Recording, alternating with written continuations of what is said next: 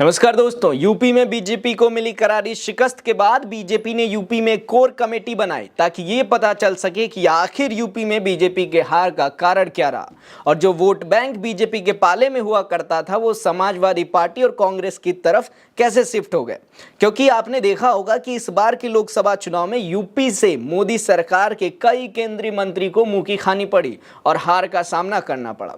तो क्या है उस रिपोर्ट में जिससे बीजेपी ने गुप्त तरीके से करवाई है, उसके बारे में आज के इस वीडियो में हम विस्तार से बात करेंगे। तो चलिए उस रिपोर्ट पर नजर डालते हैं। तो देखिए दोस्तों, यूपी में बीजेपी के हार पर जो समीक्षा रिपोर्ट आई है उसको लेकर हमारे सूत्र बताते हैं कि इस रिपोर्ट में अफसरशाही के द्वारा जनता और कार्यकर्ताओं के साथ किया गया व्यवहार और अफसरों के भीतर घात करने के कारण बीजेपी को बड़ा नुकसान हुआ है। साथ ही रिपोर्ट में यह भी कहा गया है कि विधानसभाओं में विधायकों की निष्क्रियता से पार्टी को बेहद नुकसान हुआ है। इतना ही नहीं, कई विधायक अपने क्षेत्र के लोकसभा कैंडिडेट के खिलाफ थे और उन विधायकों का लोकसभा प्रत्याशियों के साथ नहीं बन रही थी, जिसके कारण भाजपा को इन सीटों पर भीतरघात से नुकसान हुआ जहां उनके विधायक और उनके प्रत्याशियों के बीच अनबन थी।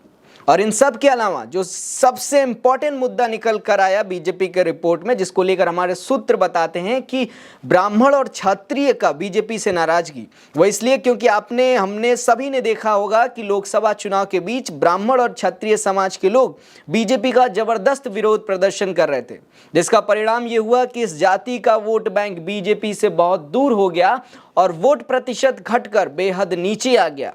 इसे आप इस तरीके से भी समझ सकते हैं कि भाजपा को पिछले लोकसभा चुनाव में 4.29 करोड़ वोट मिले थे, जो कि 3 साल बाद विधानसभा चुनाव में घटकर 3.81 करोड़ रह गए और मौजूदा यानी 2024 के लोकसभा चुनाव में तो ये वोट प्रतिशत खिसक कर 3.62 करोड़ पहुंच गया।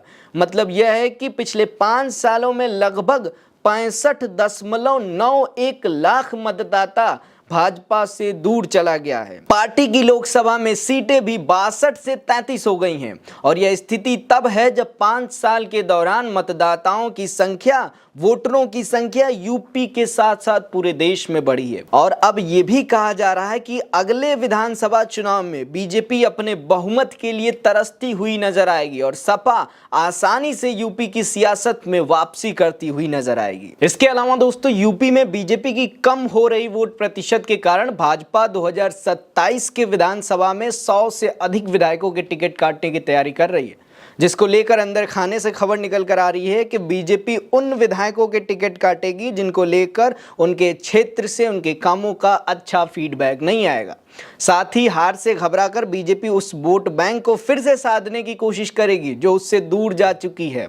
तो इसलिए बीजेपी आने वाले 2027 के विधानसभा में 100 से अधिक विधायकों के टिकट काटने की तैयारी कर चुकी है। दोस्तों, वहीं बीजेपी के रिपोर्ट में तीसरा जो खुलासा है वो विपक्ष के संविधान का मुद्दा, क्योंकि आप सब जानते हैं कि इस बार इंडिया गठबंधन ने संविधान को लेकर बीजेपी को खूब घेरा था, जिसके कारण शेड्यूल कास्ट का वोटर अलग हो गया और साथ ही ओबीसी वोटर भी बीजेपी के पाले से छिटक गए, जिसके कारण यूपी में बीजेपी को हार का सामना करना पड़ा। इसके अलावा जो चौथा मुद्दा निकलकर सामने आया वो है बीजेपी कार्यकर्ताओं और अधिकारियों के बीच झड़प और तालमेल की कमी, क्योंकि चुनाव के बीच और चुनाव के बाद बनारस से लेकर लखनऊ तक बीजेपी कार्यकर्ताओं और अधिकारियों के बीच बहसबाजी और झड़प देखने को मिलती आ रही है और इस नाराजगी ने भी बीजेपी को खासा नुकसान पहुंचाया है। इन सब के अलावा दोस्तों, जो सबसे महत्वपूर्ण मुद्दा उस रिपोर्ट में निकल कर आया वो ये कि बीजेपी की सीटों में कमी का कारण बेरोजगारी और पेपर लीक को लेकर युवाओं में बढ़ता गुस्सा रहा,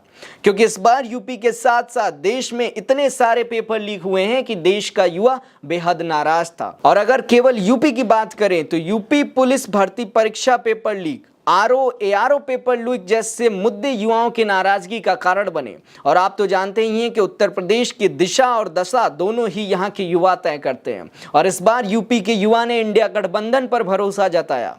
पर दोस्तों, बीजेपी के इस रिपोर्ट के बारे में आप क्या सोचते हैं? आप बीजेपी के हार के मेन कारण के बारे में क्या सोचते हैं? अपना जवाब हमें कमेंट सेक्शन में लिख कर बताइएगा। आज के लिए इस वीडियो में इतना ही। मेरा नाम है अरुण चौरसिया। मिलते हैं अगले वीडियो में, तब तक के लिए नमस्कार।